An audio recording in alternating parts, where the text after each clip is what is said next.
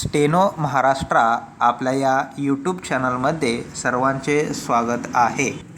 आज आपण एक प्रकारे लाईव्हच्या स्वरूपात डिक्टेशन्स घेणार आहोत.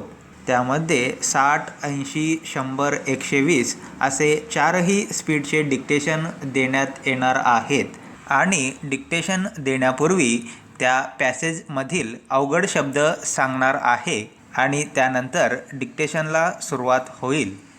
तत्पूर्वी ज्यांनी आपला टेलिग्राम चॅनल जॉईन केला नसेल त्यांनी टेलिग्राम सर्च बारमध्ये लहान लिपीत स्टेनो महाराष्ट्रा असे कंटिन्यू लिहून तो आपला चॅनल जॉईन करून घ्यावा. त्या चॅनलची लिंक डिस्क्रिप्शन बॉक्समध्ये सुद्धा दिलेली आहे. त्या चॅनलमध्ये आपण वेगवेगळे PDF माहिती वगैरे सांगत असतो. आजच्या तारखेपर्यंत आम्ही यूट्यूब चॅनलवर 600 पेक्षा जास्त व्हिडिओज अपलोड केलेले आहेत आणि त्यासाठी स्वतंत्र प्लेलिस्टसुद्धा केलेली आहे. प्लेलिस्टमध्ये जाऊन त्या प्रकारचे डिक्टेशन तुम्ही घेऊ शकता. चला तर मग आजच्या पहिल्या डिक्टेशनची सुरुवात करूया. प्रथमतः 60 शब्द प्रति मिनिटचा डिक्टेशन होईल. त्यामधील अवघड शब्द लिहून घ्या.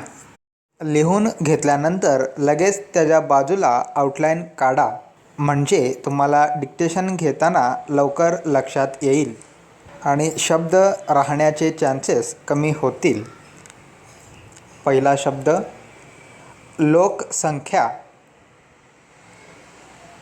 पायबंद, विपरीत, अशिक्षितपणा, शिरगणतीनुसार, जन्म, मृत्यू, कुटुंब, खेड्यातील, जाहीर सभा, भित्तिपत्रके, प्रवृत्त. एवढेच अवघड शब्द होते 60च्या मानाने. आपण 30-40 सेकंद थांबू. तोपर्यंत दिलेल्या शब्दांची आउटलाईन काढून घ्या.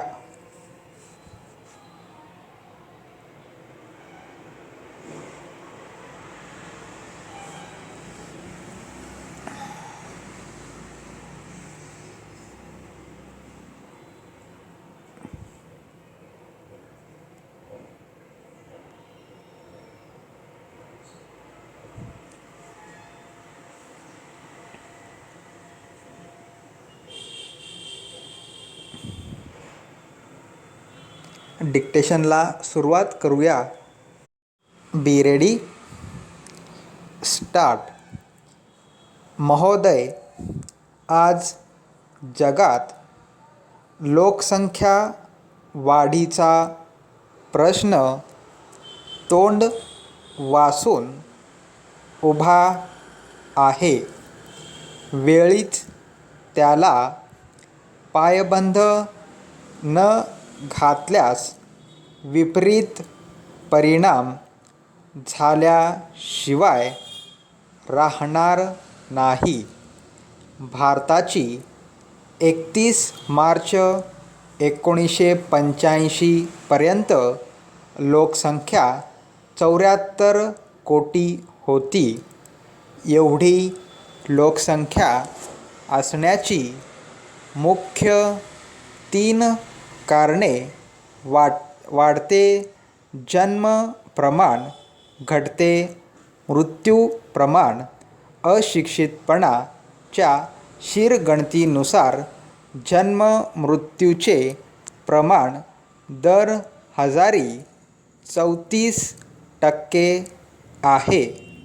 त्याचा अर्थ असा की अंदाजे 20 नवीन बालकांची दर हजारी वाढ होऊन लोकसंख्या झपाट्याने वाढत आहे. परिच्छेद भारतामध्ये 70% लोकसंख्या अशिक्षित आहे. कुटुंब नियोजन म्हणजे काय किंवा त्याचे महत्त्व किंवा आवश्यकता काय याबद्दल काहीही माहिती नाही. त्यामुळे लोकसंख्या वाढत आहे. खेड्यातील तसेच शहरातील लोकांना लोकसंख्या थांबवण्याचे महत्त्व पटवून द्यायला पाहिजे. त्यासाठी चर्चासत्र, कुटुंब नियोजनाबद्दल जाहीर सभा, जाहिरात, भित्तिपत्रके वगैरेंचा उपयोग करून लोकांना लोकसंख्या वाढ थांबवण्यासाठी प्रवृत्त केले पाहिजे. परिच्छेद भारतामध्ये मुलींपेक्षा मुलांना जास्त महत्त्व देण्यात येते.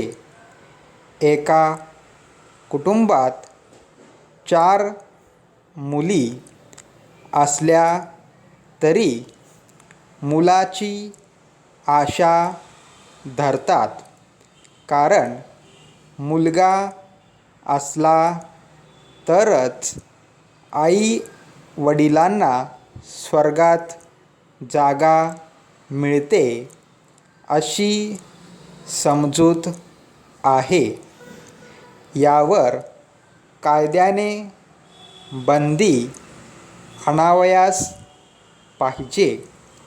कुटुंब लहान तर सुख महान ही कल्पना लोकांना पटवून द्यायला पाहिजे व त्यानुसार योजना आखली पाहिजे. स्टॉप. हा डिक्टेशन ॲक्युरेट 60 शब्द प्रति मिनिटचा होता. सोपा गेला की अवघड कमेंट करून सांगा.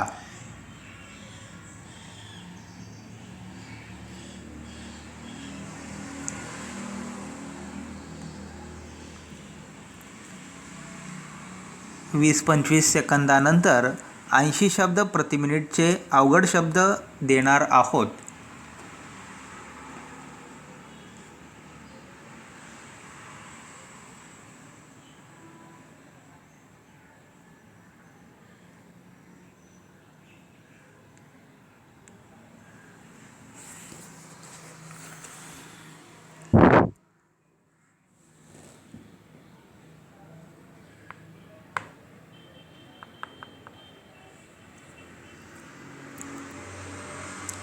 ऐंशी शब्द प्रति मिनिटचे अवघड शब्द लिहून घ्या. आधी शब्द लिहून घ्या आणि 20-30 सेकंद आपण देतो त्यावेळी त्याचे आउटलाईन काढा. जशा चालूवर येतील तशा आउटलाईन काढा. कंपनी पॅसेज आहे त्यामुळे जास्त अवघड शब्द नाहीत. पहिला शब्द खर्च वेच, लाभदायी. शिवाजीराव कदम. सदरहू, प्रतिपादन, गुंतवणूक, दीर्घ. एवढेच आहेत. दिलेले शब्दसुद्धा फार अवघड नाहीत. 20 सेकंदानंतर डिक्टेशन सुरू होईल.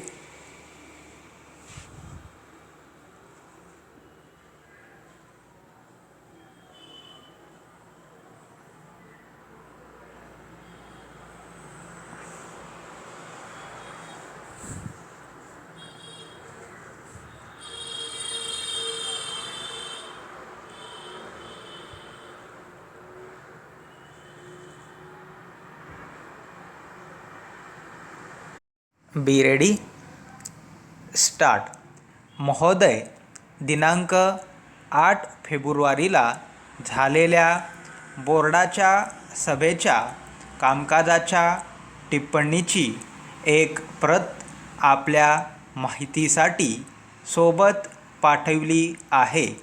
त्यातील दादर येथे 5 रुपये किमतीच्या जमिनीच्या खरेदी संबंधीच्या विषयाकडे मी आपले खास लक्ष मुद्दाम वेधू इच्छितो. परिच्छेद. वरील जमिनीच्या खरेदीसंबंधीची सूचना श्री अविनाश जोशी यांनी मांडली आणि श्री शिवाजीराव कदम यांनी तिला पाठिंबा दिला. परिच्छेद. या सूचनेला काही सभासदांनी जोरदार विरोध केला.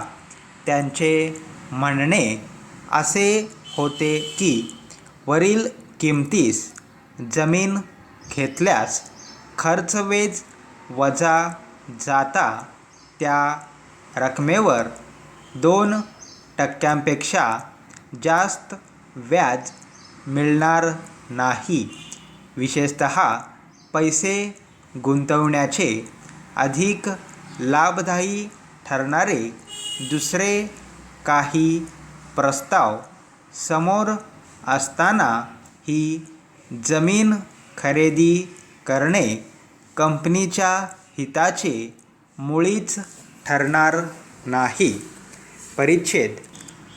जमीन खरेदीच्या सूचनेवर जी चर्चा झाली ती मध्ये अध्यक्षांनी उपस्थित असलेल्या सभासदांच्या निदर्शनास ही गोष्ट आणून दिली की श्री जोशी यांच्या सूचनेवर विचार करीत असताना सदरहू जमिनीची खरेदी ही एक दीर्घ मुदतीची गुंतवणूक होणार आहे. हा महत्त्वाचा मुद्दा लक्षात घेणे अत्यंत जरूर आहे. अध्यक्षांनी असे प्रतिपादन केले की ज्या भागामध्ये ही जमीन आहे तो भाग लवकरच विकास पावणार आहे आणि त्यामुळे साहजिकच जमिनीच्या किमतीत फार मोठी वाढ होणार आहे. त्यावेळी कंपनीला वाटल्यास ती जमीन वाढलेल्या किमतीस विकता येईल किंवा धंद्याच्या दृष्टीने उपयुक्त असे भरपूर भाडे मिळवून देणारे गाळे तीवर बांधता येतील. स्टॉप. हा डिक्टेशन 84-85 स्पीडमध्ये होता. सगळ्यांना सोपा गेला असेलच. हा स्पीड कमी आहे का जास्त आहे कमेंटमध्ये सांगा.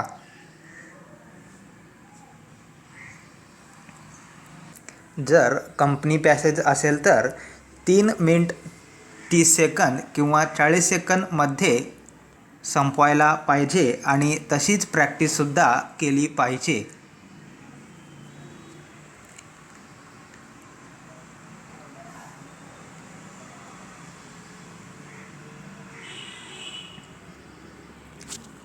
सर्व डिक्टेशन घेऊन झाल्यानंतर ट्रान्सलेशन करायचे आहे.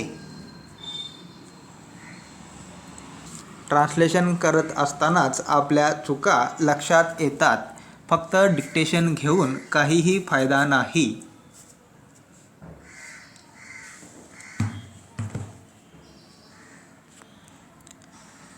20 सेकंदानंतर 100 शब्द प्रति मिनिटचे अवघड शब्द दिले जातील.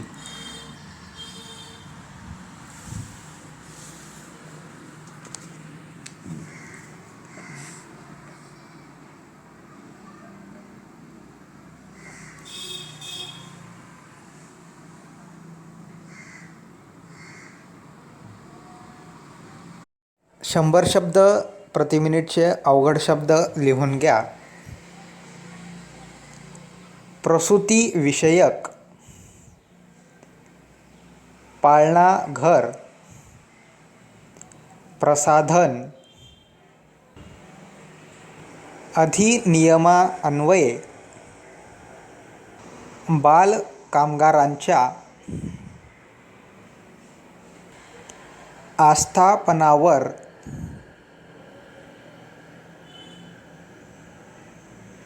संविधानिक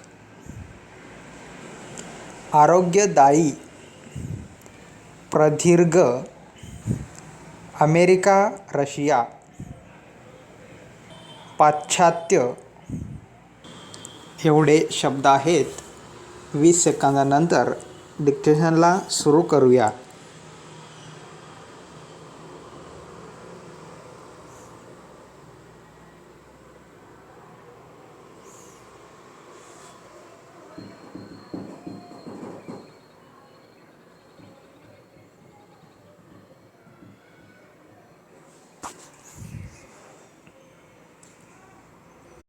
बी रेडी, स्टार्ट. गेल्या 25 वर्षामध्ये कारखान्यांची संख्या 205 पटींनी वाढली, तर एकूण कामगारांची संख्या 70% वाढली. मात्र महिला कामगारांची संख्या जवळपास तशीच राहिली. प्रसूतीविषयक कायदे, अधिनियम, पाळणाघरांची तरतूद, स्वतंत्र स्वच्छतागृहांची व प्रसाधनांची सोय, धोकादायक कामकाजांवर व रात्री काम करण्यास कारखाने अधिनियमान्वये बंदी वगैरे कारणांमुळे कारखान्यातून काम करणाऱ्या महिलांच्या संख्या घटली असे म्हटले जाते. तथापि वस्तुस्थितीचा अभ्यास केल्यास उपरोक्त म्हणजे बरोबर नाही असे आढळून येईल. आता स्त्रियांमध्ये मोठ्या प्रमाणात जागृती झाली असून त्यांना आपल्या हक्कांची जाणीव झाली आहे. स्त्रियांमध्ये शिक्षणाचा व्यापक प्रसार झाला आहे. स्त्रियांना आता शाळांतून, बँकांतून, निरनिराळ्या कार्यालयातून चांगल्या नोकऱ्या मिळत आहेत. परिच्छेद. कारखान्यातून स्त्री कामगारांची संख्या वाढत नसली तर इतर क्षेत्रात मात्र स्त्री कामगारांची संख्या कितीतरी प्रमाणात वाढत आहे. याउलट कारखाने अधिनियमान्वये 14 वर्षाखालील मुलांना कामावर लावण्याची बंदी आणि 14 ते 18 वर्षादरम्यान असलेल्या मुलांना रोजगारासाठी प्रमाणपत्र सक्तीचे केल्याने आणि या तरतुदींची कडकपणे अंमलबजावणी केल्याने बाल कामगारांच्या संख्येत खूपच घट झाली आहे. परिच्छेद. आपल्या देशामध्ये विज्ञान क्षेत्रात झपाट्याने प्रगती होत आहे व त्याचा उद्योगधंद्यामध्येही मोठ्या प्रमाणात अवलंब केला जातो. त्यामुळे सध्या अस्तित्वात असलेल्या नियमात वेळोवेळी सुधारणा केली जाते. तथापि उद्योगधंद्यातील सुरक्षितता व आरोग्य या प्रश्नांच्या मूळ स्वरूपात बदल करण्याची आवश्यकता आता भासू लागली आहे. अधिनियमातील संविधानिक तरतुदींच्या अंमलबजावणीचे आस्थापनावर केवळ बंधनच निरीक्षकांनी घालू नये, तर त्यांना सुरक्षितता व आरोग्य या बाबतच्या नियमांच्या आवश्यकतेचे महत्त्व व मार्ग यासंबंधी सल्ला द्यावा. तसेच कामाची जागा अधिक सुरक्षित व आरोग्यदायी राहावी यासाठी सुधारणा करण्याकरिता अधिक सुरक्षिततेचे मार्ग अवलंबावेत. ह्या क्षेत्रामध्ये सुरक्षितता व प्राथमिक जबाबदारी यांच्या विस्तारासाठी संवैधानिक तरतुदी ह्या पुरेशा नाहीत असे आजवरच्या प्रदीर्घ अनुभवावरून लक्षात आले आहे. हा केवळ आमचाच अनुभव नाही, तर अमेरिका, रशिया यांसारख्या प्रगत पाश्चात्य देशांचाही अनुभव आहे. स्टॉप. हा ॲक्युरेट 100 शब्द प्रति मिनिटचा होता. 4 मिनिटात संपला आहे. डिक्टेशन कसा होता ह्याबद्दल कमेंट करा. आतापर्यंत घेतलेले हे तिन्ही डिक्टेशन जुन्या क्वेश्चन पेपरमधील आहेत.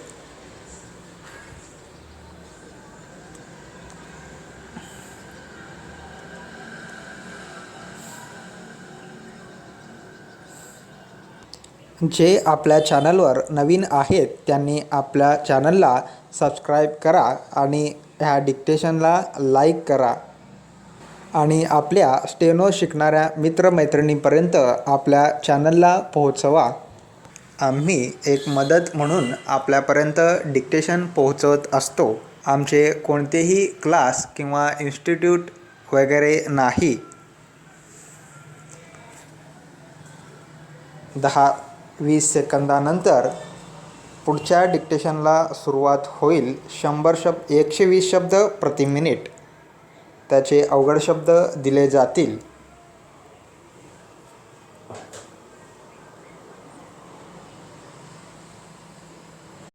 – 120 शब्द प्रति मिनिटचे अवघड शब्द लिहून घ्या.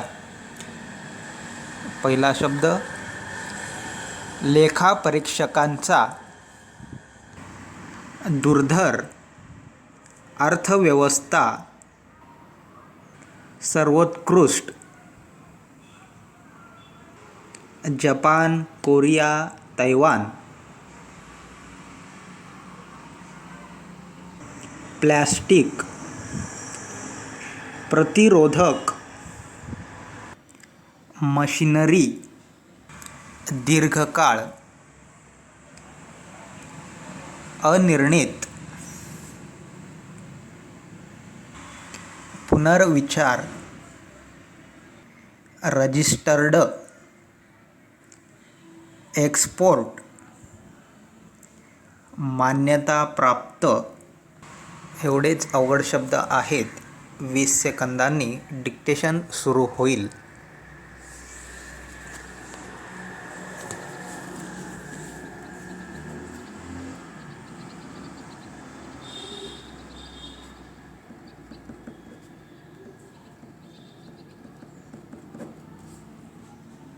Be ready. स्टार्ट. सभ्य स्त्री पुरुष हो, आपल्या कंपनीच्या 12व्या वार्षिक सर्वसाधारण सभेमध्ये आपल्या सर्वांचे स्वागत करताना मला अत्यंत आनंद होत आहे. दिनांक 31 मार्च 1989 रोजी संपलेल्या 18 महिन्यांच्या मुदतीची संचालकांचा अहवाल आणि लेखापरीक्षकांचा हिशोब आता काही वेळेपूर्वी आपल्या हाती आलेला असेल आणि आपल्या परवानगीने मी असे गृहीत धरतो की तो आपण वाचला असेल. परिच्छेद.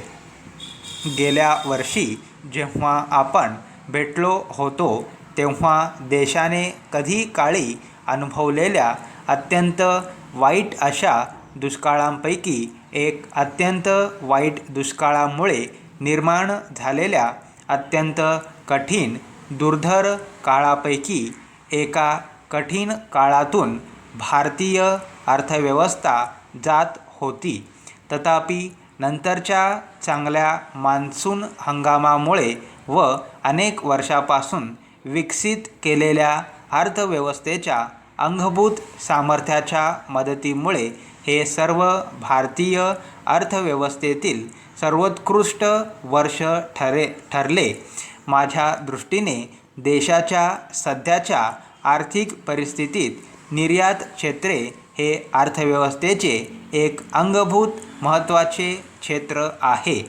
जपान, कोरिया व तैवान यासारख्या देशांच्या आंतरराष्ट्रीय व्यापारामधील त्यांच्या सध्याच्या महत्त्वपूर्ण स्थितीपर्यंत अर्थव्यवस्था रूपांतर करण्यास निर्यात क्षेत्रात चालना देण्याच्या शासकीय पाठिंब्यामुळे कशी कायम मदत झाली आपण पाहिलेलेच आहे.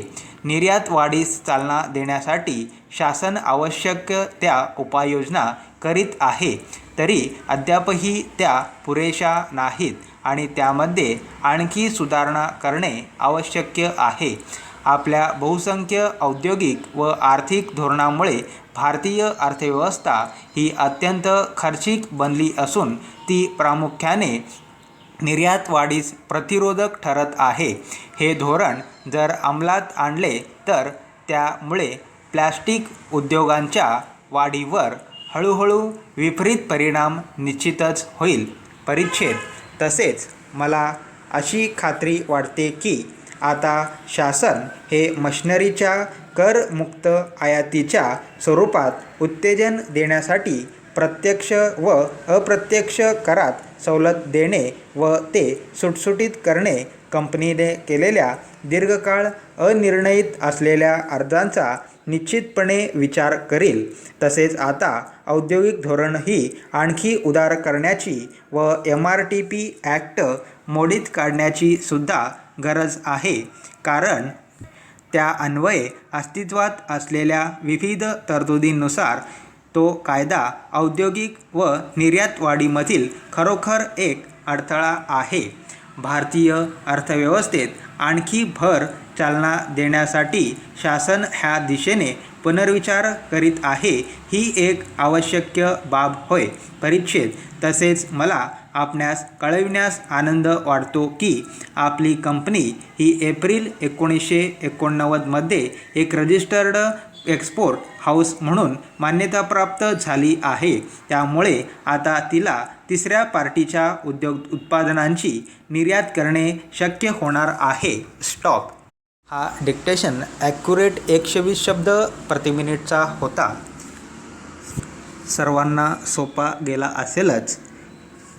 आजचे 4ही डिक्टेशन कसे होते हे कमेंटमध्ये सांगा आणि आजच्या डिक्टेशनला भरपूर प्रतिसाद मिळेल अशी आशा करतो. पुढच्या वेळी अशा प्रकारचे डिक्टेशन घ्यायचे का नको हे कमेंटमध्ये सांगा.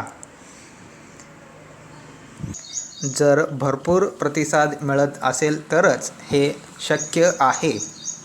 आजचे हे डिक्टेशन आवडले असेल तर भरपूर लाईक करा, कमेंट करा आणि आपल्या मित्रमैत्रिणींपर्यंत आपल्या चॅनलचे नाव पोहोचवा.